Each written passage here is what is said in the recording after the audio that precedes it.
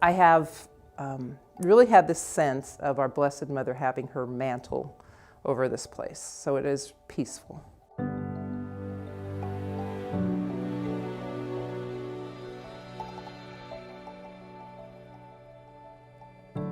That's a thing for me that's very important, to have that sense of peace, especially internally, but the environment is conducive to growing in the internal peace.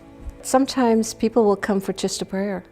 They'll want to have one of the sisters pray with them. That happens quite a bit. So it's a good ministry. You can see, Friday night, you see the faces that it's heavy, But by the time Sunday come, they don't want to leave. And you can see the faces that the radiance, they're glowing. And I said, wow, it's amazing.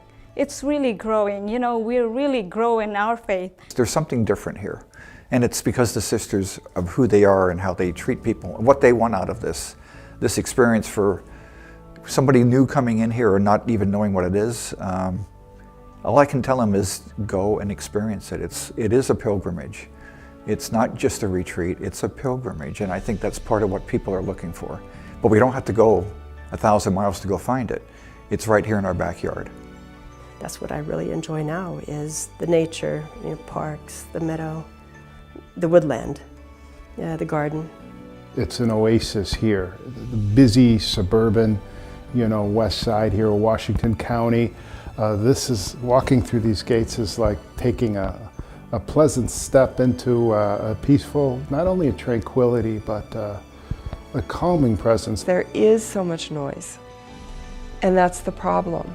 You can't hear what God is calling you to do, or what that next step is for you, unless you have some quiet around you.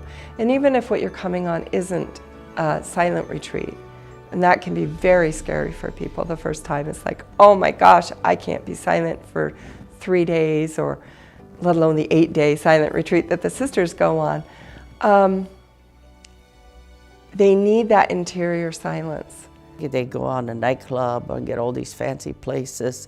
They're going to, I don't know, somehow get rid of their problems. And instead of really facing them, they're trying to ignore them, and they're not going to go away. They need time to really beg God for His help. He is there, He is present. And He says, ask and you shall receive. But we don't take advantage of that. We hear it and like we know it, but we don't really truly believe it. So the sisters do the retreats. What people don't understand is the retreats are not, they're not a fundraiser. They don't really make money on retreats. And so the support of the buildings, the maintenance of the buildings, the employees all have to be paid for in some format. And the retreat house has been here since 1955.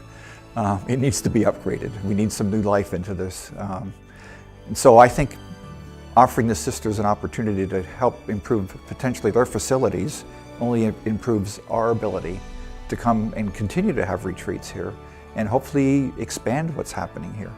There's a gift shop and bookstore here, so all kinds of spiritual treasures. One of the reasons I support the retreat house, I believe it does things for our community that many of us don't even know about. The experience of the sacraments and the healing that takes place here is very powerful on different levels. It's just a blessing for us to have so much support, and it's great.